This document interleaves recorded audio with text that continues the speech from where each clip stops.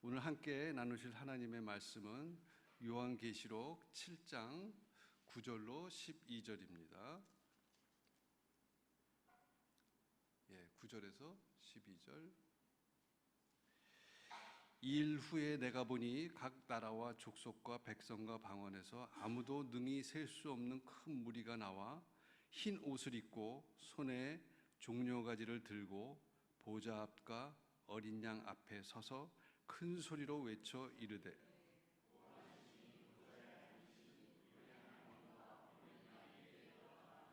모든 천사가 보좌와 장로들과 네 생물의 주위에 서 있다가 보좌 앞에 엎드려 얼굴을 대고 하나님께 경배하여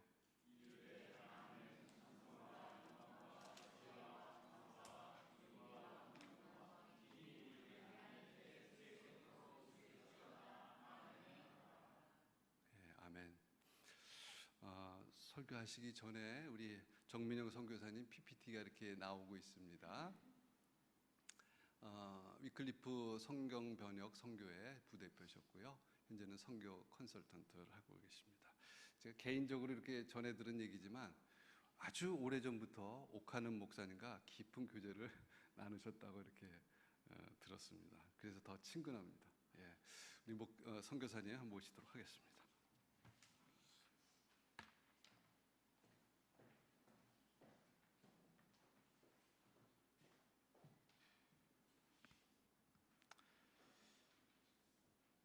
잘 아시는 대로 지난주가 우리 장로님 기도에서도 잠깐 언급을 하셨지만 506년 전에 루터가 신앙의 양심 선언을 하게 되죠. 자기가 사제로 섬기고 있던 그 독일의 비텐베르크의 그 성당 문에 그 당시에 말씀을 떠난 무당 종교로 전락한 그런 그 당시의 제도 교회를 향해서 말씀에 근거해서 이건 옳지 않다. 특별히 그 당시에 면벌부 제도에 대해서 구원을 사고 팔 수 있는 것이 아닌데, 그래서 그 양심 선언을 했는데 사실은 개혁운동, 아까 우리 장로님 기도에서도 그런 표현이 있었습니다마는 우리가 개혁하는 것은 아니고 하나님이 하시는데, 그러나 그의 백성들이 하나님의 뜻과 우리의 생각을 이렇게 조율했을 때 그 백성들을 쓰시는 거죠.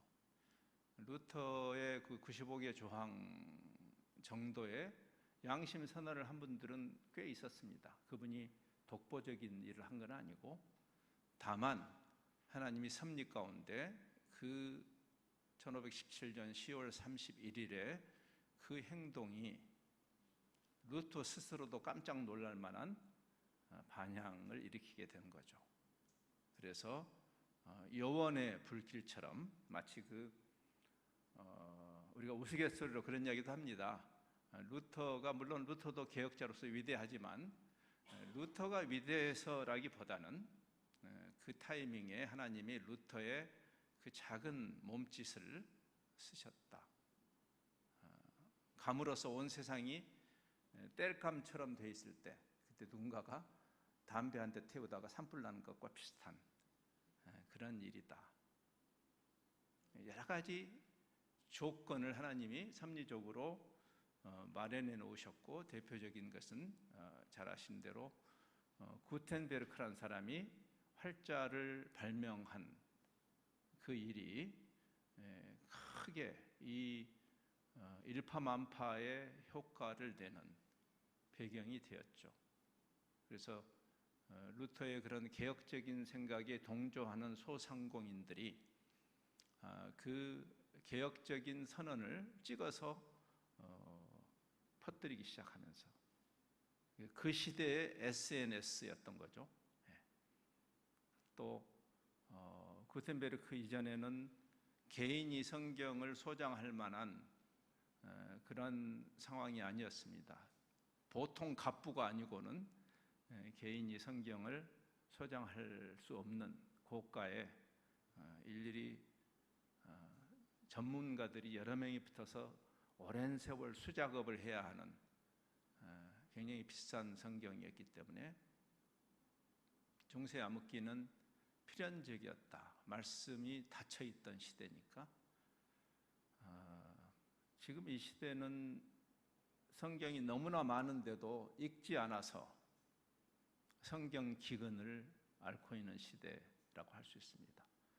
그러니까 500년 전에 암흑기는 비유를 한다면 우리가 보릿고개를 넘길 때 먹을 게 없어서 초근 목피로 연명하던 그 시절에 많은 사람들이 죽었습니다. 굶어서.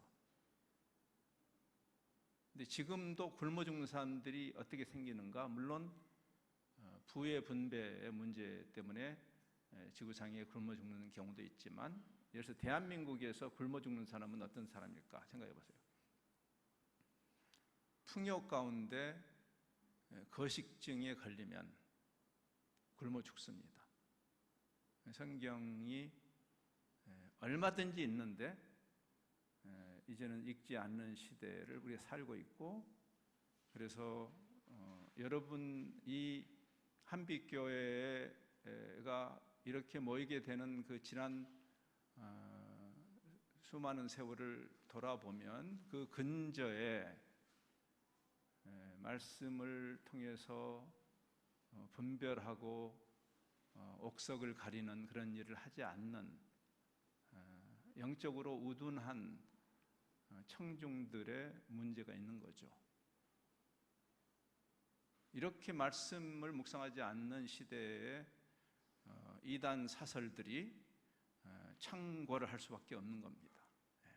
우리가 말도 안 되는 그런 주장을 하는 자들이 종교적 권력을 형성해서 휘두르는 일이 가능케 하는 비옥한 토양을 우리들이 만들고 있는 셈이라고 할 수 있습니다. 그러니까 우리가 적어도 우리 스스로를 개신교회다, 우리는 개신교회다라고 간판을 붙일 거라면, 여러분 스스로를 나는 개신교인이다 라고 말할 거라면, 500년 전에 믿음의 선배들이 무엇을 왜 어떻게 개혁했는지를 설명할 수 있어야 할 것입니다. 그렇죠? 단순히 신천지만 아니면 되는 게 아니고, 우리가 소위 정통교단에 속해 있다라고 말하는 것으로는 여러분의 신앙적 옳고 그름을 증명할 길은 없죠. 그래서 오늘 우리가 짧은 시간이지만 그때 개혁자들이 무엇을 어떻게 회복했던가라는 핵심적인 이야기를 할 겁니다. 오늘 이제 설교 제목은 그 결론 부분에 해당하는 이야기입니다. 개혁운동이 일어난 다음에 한 긴 시간 동안 그 당시에 개혁자들이 말씀을 다시 깊이 반추하고 연구하게 되죠.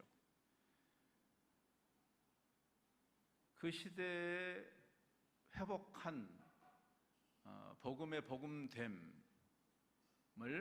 후대에 이렇게 되돌아보니 한 5개 정도의 오직이라는 문구로 정리할 수 있었습니다.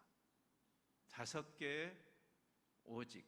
그때 어떤 특정 개혁자가 5개로 딱 이렇게 정리한 것은 아니지만, 그 시대 개혁자들이 외쳤던 그 5가지의 맨 끝에 오늘 본문 말씀과 연관된 오직 하나님께 영광이라는 개념이 있습니다. 그래서 이 본문을 좀 결론적으로 이해하기 위해서 앞에 4가지를 잠시 생각하고 그리고 이 결론으로 오면 좋겠습니다.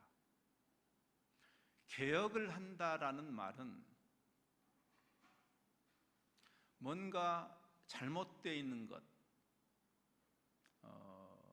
여러분이 교통사고가 나서 척추나 뼈가 부러지거나 이런 그 어떤 불구가 되었을 때 수술을 하거나 또는 물리치료 같은 걸 통해서, 제 막내 사위가 물리치료하는 친구입니다. 2세인데 미국에 살고 있어요. 우리 막내딸 부부가 미국에 살고 있습니다. 리폼이라는 말은 사실 의학 용어이기도 해요. 디폼된 거를 바로 잡는다, 리폼한다. 그러니까 레포메이션은 일종의 뭔가 지금 우리가 빗나가 있는 버젓하게 겉으로는 화려한 성당과 모든 것이 갖춰져 있는 것처럼 보여도 잘못되어 있는, 그러면 이게 뭐가 그릇됐다, 바로잡는다라는 말을 하려면 기준이 있어야 되잖아요. 객관적 기준이 있어야 그 기준을 가지고 당신 잘못됐어. 여러분도 그 프로테스탄트의 그 정신을 가지고 흘러오다 여기까지 오신 거고, 그러면서 그 대가를 혹독하게 지불하는 거죠. 예, 리폼은 어렵습니다. 그 당시에 많은 피를 흘렸어요, 개혁자들이. 근데 그 기준이 필요한데 그것이 바로 성경이죠. 솔라 스크립투라, 오직 성경으로. 역사상 개혁운동이 끊임없이 있었습니다. 성경 시대에도 있었고, 지난 2000년 역사 속에 500년 전에만 개혁운동이 있었던 건 아닙니다. 그러나 모든 개혁자들의 공통된 캐치프레이즈가 오직 성경으로, 말씀에 근거해서 개혁을 하는 거죠.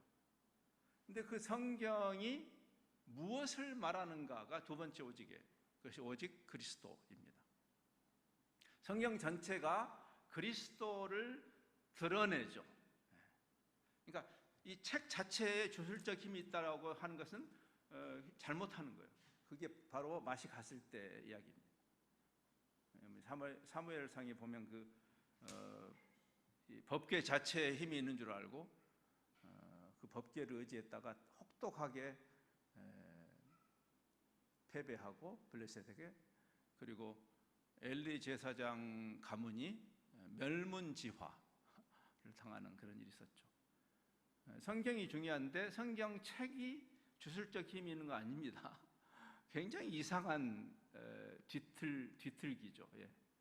제가 우스갯소리로 전쟁터에 신약 성경을 이렇게 늘 꽂고 다니던 병사가 전쟁을 하다가 총알이 날라오는데 신약 성경 덕분에 살았다. 불경을 꼽아도 삽니다. 거기는. 예. 신약 성경에서 산 건 아닙니다. 그러니까 성경을 그렇게 주술적으로 다루면 안 되고 그 메시지에 관한 것이 메시지. 근데 성경은 무엇을 우리에게 말하는가? 그리스도죠. 이 방대한 대하 드라마 같은 하나님의 계시가 일관되게 그리스도를 가리키죠. 구약은 바울이 그런 표현을 썼죠. 율법이 우리를 그리스도에게 안내하는 초등교사다. 구약은 오실 그리스도에 대해서 기록한 것이, 이 방대한 제사법, 절기법, 이런 의식법들이 어떤 우리를 종교적으로 올가매기 위한 이야기가 아니고 장차 오실 그리스도를 드러내는, 그렇죠, 어린 양 그리스도. 이런 번제, 지금 우리가 이렇게 모일 때 양을 안 잡잖아요. 왜 안 잡으세요? 저 양고기 좋아하는데. 해석을 했기 때문이죠. 구약 전체가 그 율법주의 문제는 그 메시지를 이해하지 못하고 그 문구를 붙들고 있는 것이 답답한 것이죠. 그렇죠? 이게 무슨 메시지를 전하면 그 메시지를 이해해야 되는데 견월망제란 말 있잖아요. 바로 며칠 전에 슈퍼문이었죠. 굉장히 밝은 보름달을 우리가 보았습니다. 저 달 좀 봐 하면은 달을 봐야지 내 손가락을 봐서 되겠냐고. 달을 보고 손가락은 잊어버려라. 성경이 중요한데, 중요한 이유는 그리스도를 드러내기 때문에. 성경 책 자체에 주술적인 힘이 있는 것이 아니고. 그래서 우리를 그리스도교, 기독교라고 하는 거죠. 신약 성경은 마침내 오신 구약 성경 전체가 말하는 그 그리스도를 담아내는 것이다. 자, 여기에 이제 우리가 성경의 중요성, 성경을 통해서 그리스도를 이해하고 만나는 이제 놀라운 비밀이 여기 있는 거죠. 그리스도에 관한 지식도 물론 성경에 있어요. 그러나 그 정도를 이야기하는 게 아니죠. 그리스도를 만나는, 그리스도에 관해서 이 컨텐츠를 쌓는 정도가 그래서 성경 공부란 말은 저는 썩 좋아하지 않습니다. 성경 공부. 이것은 사랑의 초청이니까. 여러분이 처음에 사랑에 빠졌던 때를 한번 생각해 보십시오. 제가 제 아내한테 청혼을 하고 그 다음날 군에 입대했어요. 나쁜 남자죠. 근데 입대할 때 제가 제 아내한테 그렇게 이야기했습니다. 예스, 노를 너무 서둘러 하지 말고 시간을 충분히, 어차피 내가 이제, 저는 그 당시 ROTC 초급 장교 훈련을 4개월 16주를 받아야 되니까 시간이 충분하니까 4개월 정도 충분히 생각해보고 기도해보고 예스든 노든 나에게 말하면 나는 그대로, 나 스토킹 안 하겠다고 제가 그랬어요. 스토킹은 사랑이 아니니까.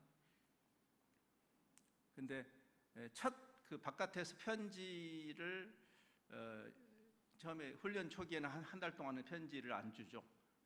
전념하기 위해서. 근데 이제 한 달이 지났을 때 밖에서 그동안 쌓이던 편지가 왔습니다. 지금은 제 아내지만 그때는 그녀였죠. 그녀가 보낸 손편지. 뭐 그 당시는 손편지밖에 없었잖아요. 손편지가 왔어요. 이렇게 두툼한. 그때 제 마음이 어떻겠어요? 그걸 열 때 제 심정을 한번 짐작해 보세요. 1번, 가슴이 뛴다. 그리고 막 읽고 또 읽는다. 2번, 결국 그 편지는 yes란 말이 있어요. yes. 제 청혼에 대해서 yes. 영권만 간단히 말하지 뭐 이렇게 복잡하게. 2번이었겠어요? 1번이었겠죠. 우리 하나님은 영권만 간단히 말씀하시죠. 이렇게 두꺼운 편지를 보내셨대요. 그러니까 그리스도에 관해서 배우는 정도가 아니라 그리스도를 만나는, 성경을 읽을 때 지식의 축적 정도를 넘어서 마치 사랑의 편지를 나에게 보낸 그 편지를 읽을 때 그 사랑하는 사람이 내 귀에 직접 말하는 것처럼 읽죠. 그것이 사랑의 역동성입니다. 그래서 스캇 맥나잇이라는 제가 아주 좋아하는 신약학자가 이렇게 말했어요. 성경에서 하나님의 말씀을 사랑하라고 할 때 우리가 놓치지 말아야 할 것은, 성경을 매일매일 읽고 뭐 성경 읽기표를 이렇게 해서 이 종교적 공로를 쌓으라는 이야기가 아니고, 이게 성경 사랑 이전에 사랑의 성경인 것을 이해해야 된다. 하나님이 세상을 사랑해서 독생자를 보내셨고, 하나님이 우리를 향해서 I love you 하는 계시를 사랑으로 받지 않고 종교적인 의무감으로, 기도와 말씀조차도 우리 종교적인 의무로 받는다면 그건 사랑에 대한 모독이에요.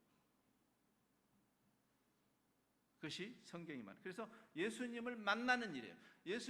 그래서 예수님을 믿는다는 말보다 훨씬 더 그 원래 의미에 가까운 말은, 왜냐하면 믿는다는 말하면 왠지 자꾸 지적인 활동으로만 이해가 되니까 지적인 활동이 포함되지만, 요한은 요한복음 1장 12절에서 영접하는 자라고 표현을 해요. 즉 예수님을 믿는다, 곧 그 이름을 믿는 자에게 영생을 주셨다 할 때 그 예수님을 인간과 인간이 만나는 것 같은, 너희가 성경에서 영생을 얻는 줄 생각하고 성경을 상고하지, 유대인들에게 예수님이 그렇게 말하면서 그 성경이 곧 나에 대해서 증거하는 거야 라고 말씀하실 때, 거기까지는 율법사들이나 그 당시에 유대교의 지도자들이 그래요, 우리가 성경 그래서 열심히 묵상하는데요 라고 말했을 수 있어요. 근데 그 다음 구절에서 예수님이 말해요. 그러나 너희가 이 성경이 담아내는 나를 만나려고는 하지 않았다라고 말해요. 이게 굉장히 중요한 이야기예요. 평생 성경을 보는데 주님과 아무런 사랑의 교감이 없이 읽었다. 그건 성경이 정의하는 성경 읽기 방식은 아닙니다. 사랑의 교감이고 성령님의 역사가 거기 있는 거예요. 성령님은 깜짝쇼 하시는 영이 아니고 예수 그리스도의 영으로 우리 가운데 계시면서 우리가 말씀을 읽을 때 흰 것은 종이, 까만 것은 글자 이렇게 보지 않고, 지금 제가 그 연애 편지를 받았을 때처럼 그 주님이 나에게 속삭이시는, 근데 그 사랑의 관계 속에서 말씀이 꿀송이보다 달 수밖에 없는 거죠. 말씀을 사랑해 이전에 주님을 만나도록 도와주는 일이 중요한 거죠. 여러분 스스로가 시편의 기자들이 왜 이렇게 하나님의 말씀을 즐거워했는지를 이해해야 돼요. 근데 그 과정으로 주님이 말씀하십니다. 자, 오직 성경은 그리스도를, 오직 그리스도. 근데 나머지 세 개의 오직은 그 그리스도가 어떤 분인지, 그분이 이 세상에 왜 뭐하러 오셨는지 하고 연결되어 있는 것이 나머지 세 개의 오직입니다. 예수님에 대해서 우리가 크게 두 가지로 정의할 수 있죠. 하나는 구원자이십니다. 그렇죠? 구원자 예수 그리스도. 근데 우리가 이제 나중에 보게 되겠지만 훨씬 중요한 개념은 주 그리스도예요. 구원자도 기쁘지만 성경의 궁극적인 지향성은 주 그리스도예요. 자, 구원자, 우리 구원자 그리스도에 대해서는 제가 설명을 안 해도 될 것 같아요. 우리 특별히 복음주의 교회가 구원론에 대해서 그 당시 개혁자들도 있습니다. 그래서 칭의 구원을 회복한 구원론적으로 굉장히 중요한 이야기예요. 우리가 어떤 공로를 쌓아서 구원을 쟁취하는 것이 아니라 그리스도를 통한 은혜. 그러니까 오직 은혜로, 그리스도가 구원자라는 개념과 오직 은혜로 또 오직 믿음으로 하는 개념이 겹쳐지는 개념이죠. 오직 은혜라는 말은 그래서 기독교의 독특성을 보여줍니다. 상식적으로 세상의 많은 종교들은 종교적 수행을 하거나 선행을, 소위 그 공덕을 쌓는 거죠. 이 불교에서 말하는 적선, 선을 쌓아서 극락영생하는 것이 상식적으로 맞습니다. 그러니까 역사적 교회가 자꾸만 율법주의적 공로주의로 회귀한 것은 이해할 수 있어요. 그것이 인간의 종교적 상식하고 맞기 때문에 그래요. 그런데 여러분 이제 아셔야 할 것은 우리가 세상에서 예를 들어서 이제 어떤 그 종교적 공덕을 쌓아서 구원을 쟁취한다라는 그 상식을 가지고 은혜를 이야기하는 우리를 향해서 공격하는 사람에게 우리가 해야 할 이야기는 이것이에요. 이 세상에는 우리가 노력을 하고 공로를 쌓아서 쟁취해야 할 것들이 있어요. 그렇죠? 저는 수능을 앞둔 우리 형제가 하나님께서 이렇게 지혜를 주시고 기억력을 맑게 하시고 열심히 공부한 만큼 그 노력이 극대화되는 시험이 되도록 기도하는 것은 정당하다고 봐요. 근데 이런 기도는 하지 마세요. 펑펑 놀았는데 오늘 밤에 잘 때 수능 시험 문제가 막 보여. 주님께 기도했더니 그렇게 간증하는 사람도 있어요. 이거는 성경을 안 읽어서 그런 엉터리 이야기를 하는 거예요. 그러니까 세상에는 우리가 노력해서 해야 할, 이래서 이 세상에 잘 먹고 잘 사는 거, 여러분 교회 나올 필요 없어요. 제가 개런티합니다. 열심히 일하시면 잘 살아요. 즉 잘 살기 위해서 교회 나올 필요는 없습니다. 어차피 이 세상에 제일 잘 사는 사람들은 예수 안 믿는 사람들이에요. 그렇잖아요? 여러분이 얼마나 예수님 덕분에 대박 터지면 앨런 머스크만큼 보시겠어요? 예?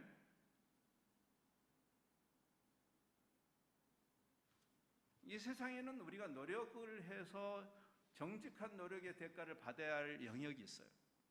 거기에 대해서 자꾸 신앙을 갖다 대지 마시고, 그러나 구원이라는 영역은 노력하고 무관한 영역이에요. 이번에 에이시안 게임에서 우리 한국의 선수가 높이튀기를 은메달을 받았죠. 금메달을 받지 못해서 안타깝지만 그 선수가 더 노력하면 금메달을 딸 수 있을까요, 없을까요? 그건 있습니다. 노력을 하면. 근데 그 선수가 드디어 금메달을 땄어. 그러니까 좀 이제 꿈이 커졌어. 지금부터 열심히 노력하면 되는구나. 그래서 더 노력해서 달나라까지 뛸 수 있을까요? 없을까요? 그것은 노력하고 무관한 것이에요. 그것은 인공위성이 은혜로 주어져야 되는 거예요. 예를 들면 그런 것입니다. 인간의 노력과 무관한 영역이에요. 다른 아젠다예요. 성경은 그 이야기를 하는 것이죠. 신적인 은혜, 오직 은혜로. 그 신적인 은혜라는 말은 원래 그래서 공짜라는 말이죠. 그라티스라는, 영어의 그라티스라는 말이 여기 솔라 그라티아에서 나온, 그 라틴어에서 나온 말이에요. 선물이죠. 우리가 쟁취했다면, 우리가 종교적인 노력으로 쟁취했다면 그것은 은혜가 아니죠. 그건 선물이 아닌 거죠. 어떤 형태로든지 값을 지불했다면 그것은 선물이라고 말할 수 없는 거죠. 그러니까 구원이, 예수님이 구원자로서의 그리스도께서 다 해주신 일이 구원이라는 은혜죠. 하나님의 구원에 해당하는 하나님의 공의로우신 의를 만족시키신 분이 예수님이죠. 하나님은 이거 없던 일로 하자라고 하실 분은 아니에요. 하나님은 사랑의 하나님이지만 동시에 공의의 하나님이죠. 사랑을 빙자해서 공의를 뒤트는 것은 하나님의 사랑이 아니고, 공의를 빙자해서 찬바람 쌩쌩 부는 것도 하나님의 사랑이 아닙니다. 십자가는 하나님의 사랑의 절정이었지만 동시에 하나님의 공의의 절정이었어요.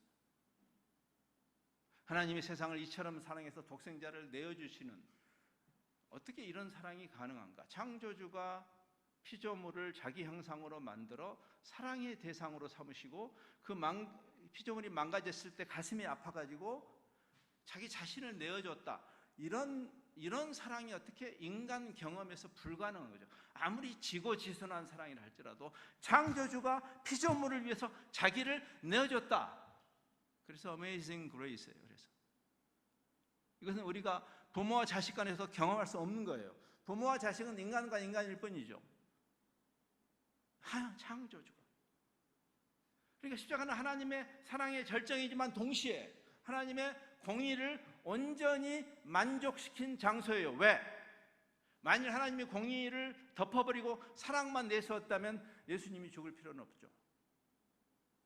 없던 일로 하자. 그러면 될 거 아니에요. 근데 하나님의 공의를 단 한치라도 타협할 수 없는 하나님, 공의로우신 하나님. 그래서 우리도 그 하나님의 사랑과 공의의 통치를 받는 우리도 참으로 자비로워야 되지만 참으로 공의로워야 돼요. 우리가 남이가 이따위 소리 하지 말아야 돼요. 우리 편인 확증 편향에 빠져가지고 무조건 밀어주는 그런 짓거리 하지 말아야 돼요. 그건 세상이 하는 짓이에요. 교회가 할 짓은 아니죠. 그리스도인들이 할 짓은 아니죠. 이런 가르침이 세상의 종교적 상식에 맞겠어요? 안 맞죠. 옛날에도 안 맞았고 지금도 안 맞는 것입니다. 그래서 유대인에게는 거리끼는 것이고 이방인에게는 미련한 것입니다. 십자가의 도가. 그래서 오직 은혜. 그러면 그 은혜 선물을 주신 건데, 여러분 선물을 생각해 보세요. 여러분이 선물이라는 것은 거저 주는 것인데 값을 주면 이미 선물이 아니죠. 우리가 그런 아재 개그도 있잖아요. 돈만 내면 공짜야. 이건 사실 말이 안 되잖아요. 그렇죠? 돈을 내면 공짜가 아니잖아요. 그러니까 선물은 그냥 주는 것인데, 잘 생각해 보세요. 선물은 자발적인 선의이죠. 어떤 대가를 바라지 않는 것이 선물이죠. 근데 선물을 주는 자나 받는 자가 절대 강요할 수 없는 것이 선물이기도 합니다. 그렇죠? 우리가 선물 내놔, 그건 선물이 아니죠.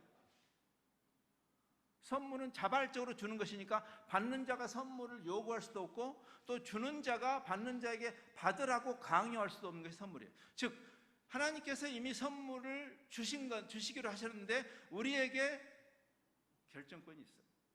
놀랍잖아요. Yes or no. 제가 제 아내한테 사랑을 고백하고 나하고 결혼할래? 라고 프로포즈하는 것까지는 제 자유예요. 그것 때문에 제가 감옥 가지 않아요.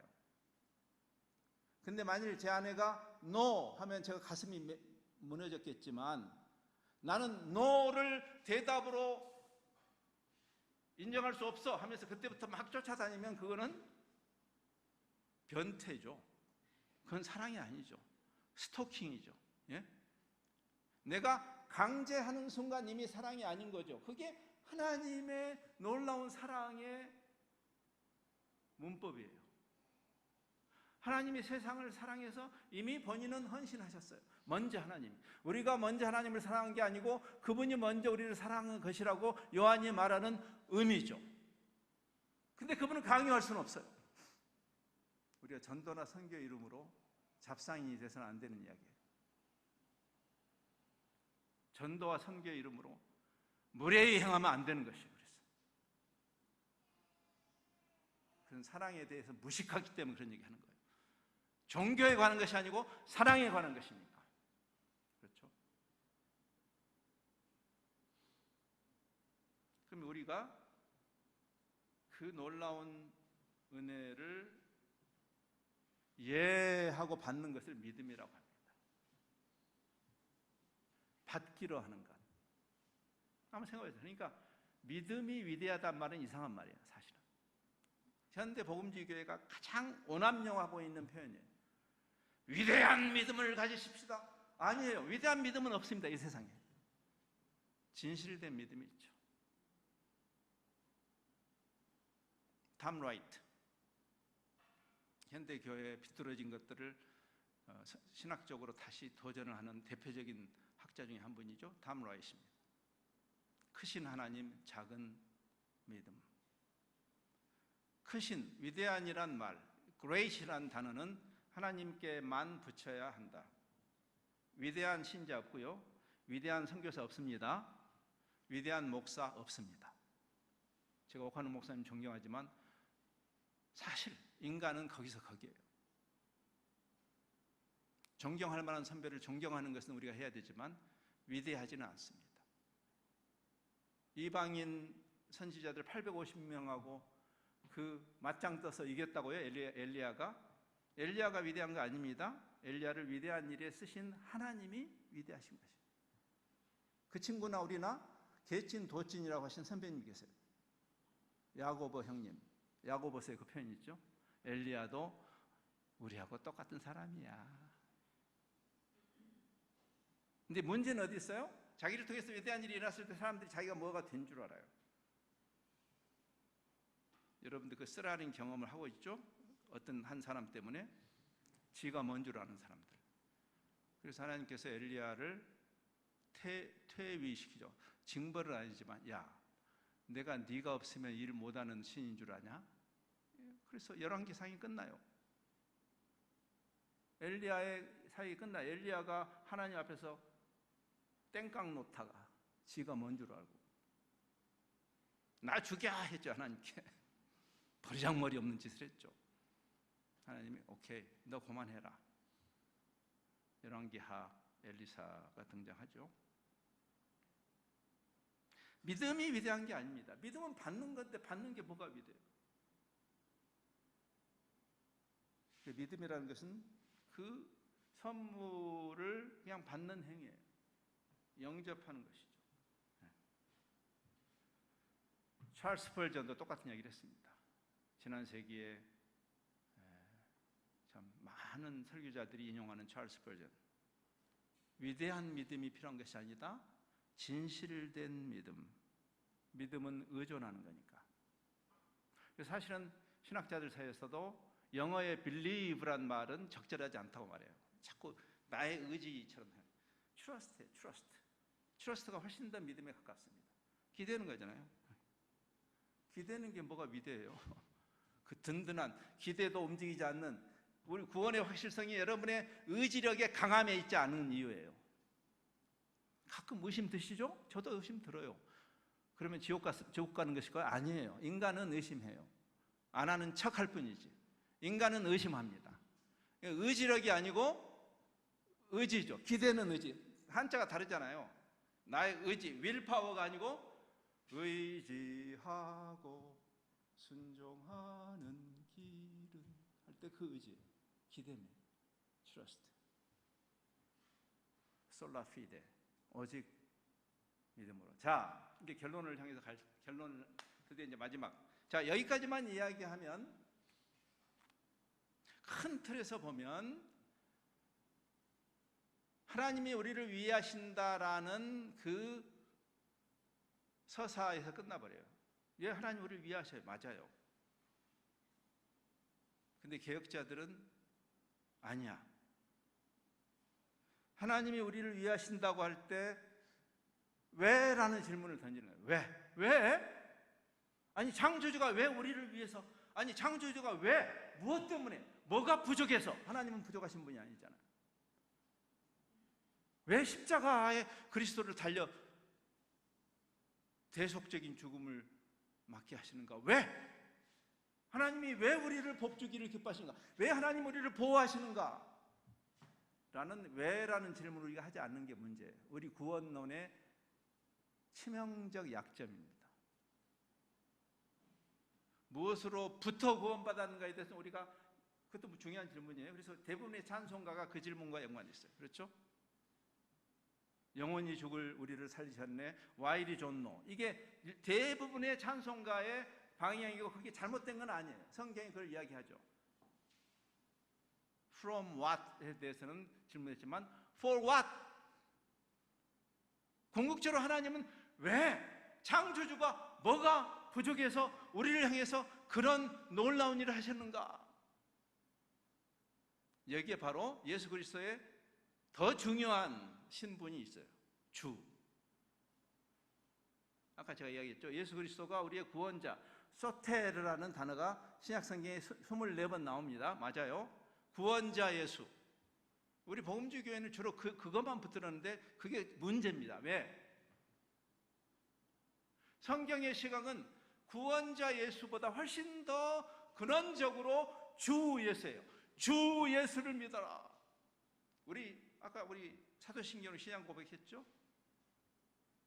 전능하사 천지를 창조하신 하나님 믿고 그의 독생자 우리 주 예수 그리스도를 믿습니다.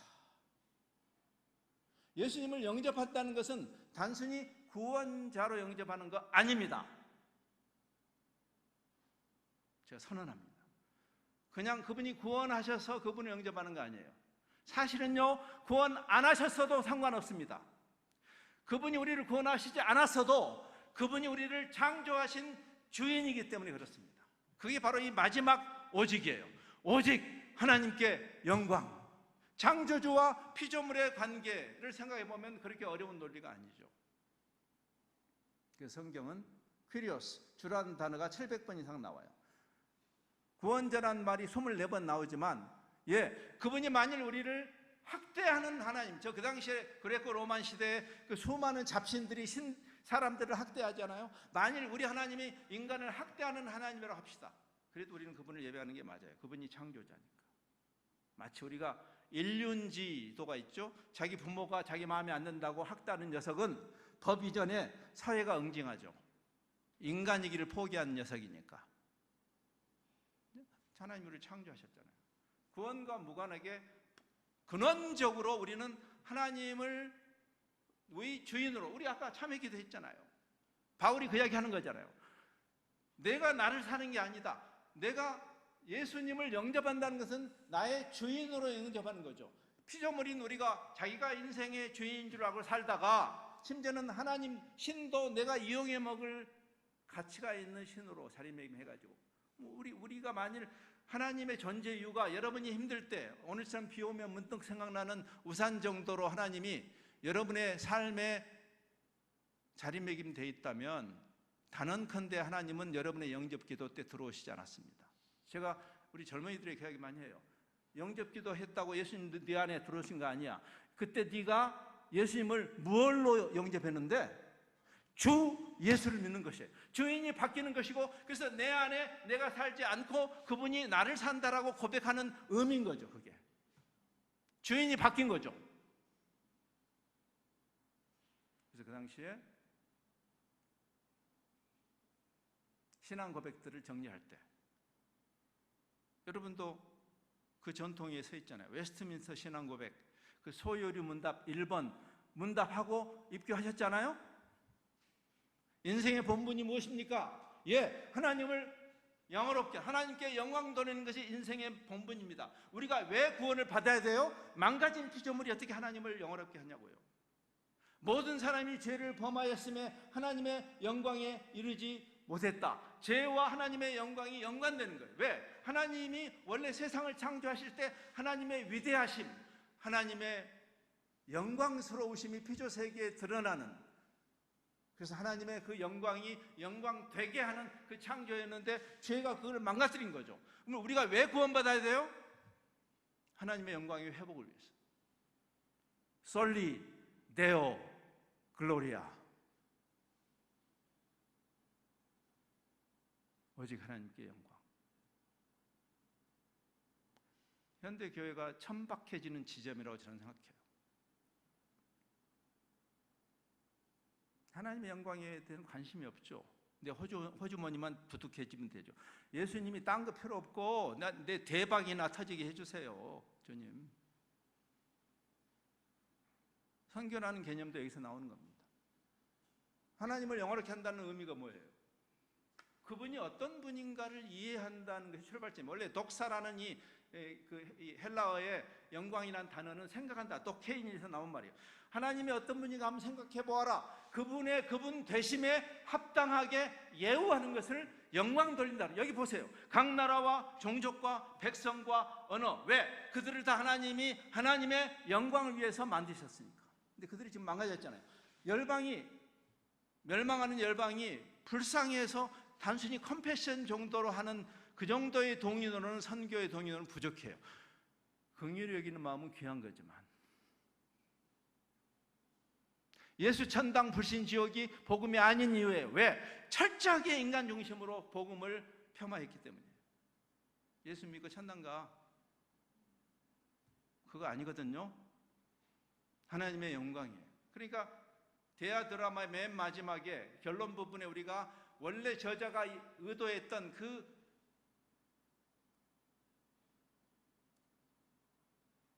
드라마의 결론을 보는 것과 같이 본문에 각 나라와 종족과 백성과 언어에서 물이 바다를 덮음같이 여호와를 마침내 인정하는 것이 온 세상에 가득할 때까지 하나님의 열심이, 하나님의 선교를 멈추지 않을 것이에요. 여러분의 순종 불순종 무관하게 삼위 하나님의 일을 계속 하시죠. 하나님이 우리 도움이 필요해서 도와달라는 것도 아니에요, 사실은. 근데 놀랍게도 인간들의 모임인 우리를 신적인 모임으로 사랑 때문에 부르셔서, 그리스도의 몸으로 부르셔서 하나님의 그 일에 우리가 동참하도록 하시는 그 하나님의 놀라우신 배려, 우리가 하나님을 영화롭게 한다는 의미예요. 우리가 하나님을 영화롭기 위해서 인간이 존재한다고 할 때 많은 사람들이 고행주의를 생각하는데 그건 잘못된 생각이에요. 그 이야기가 아니죠. 사랑이라니까요. 문법이 사랑이라니까요. 하나님과 우리가 함께 기뻐하는 단계죠. 그것을 웨스트민스터 그 소요리 무대 1번은 인생의 본분이 무엇입니까? 예, 하나님을 영화롭게 하고 그분을 영원히 즐기는 것입니다. 탕자가 아버지를 뿌리치고 나갔을 때 자유가 있을 거라고 착각했지만 그가 깨닫죠. 아버지께 돌아오는 것이 진짜 자유고 진짜 만족이라는 것을.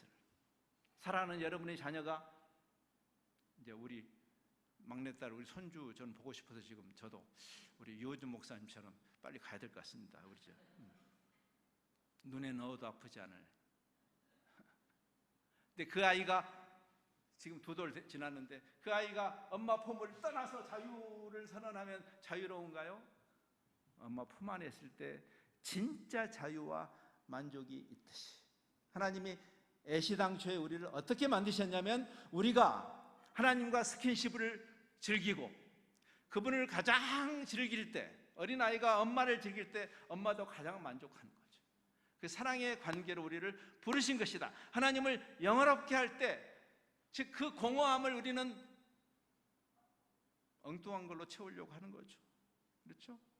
권력과 재물과 섹스와 마약과. 근데 진짜를 주님은 원하시는 거죠. 우리를 사랑하시니까. 그분과의 관계가 회복되어서 그분을 주야로 예배하는 이 장면이 선교적 장면이에요. 그래서 선교라는 행위도 하라 그 말이 아니라 우리 존재 자체가 이 비전을 향해서 잠시 이 세상에 보냄받은 자들이죠. 여러분의 배경이 다 다양하지만 그러나 개인의 부르심의 그 은사는 다르지만 그러나 한 목적을 향해서 우리가 이 세상에 잠깐 있는 것이죠. 그 영광스러운 비전을 향해서 하나님의 꿈과 여러분의 꿈이 이렇게 동기화되는, 그래서 그 인본주의 무당 종교로 빠졌던 중세 암흑기가 지금 재현되는 듯한 이 시대를 우리가 살고 있죠. 왜 이렇게 종교가 천박해져요? 자기밖에 모르니까.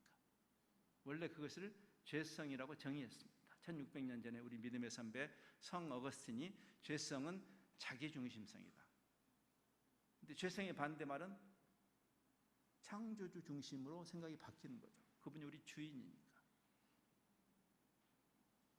그 돌아온 탕자가 진짜 자유와 만족을 누리듯이 여러분이 그 사랑에 빠져서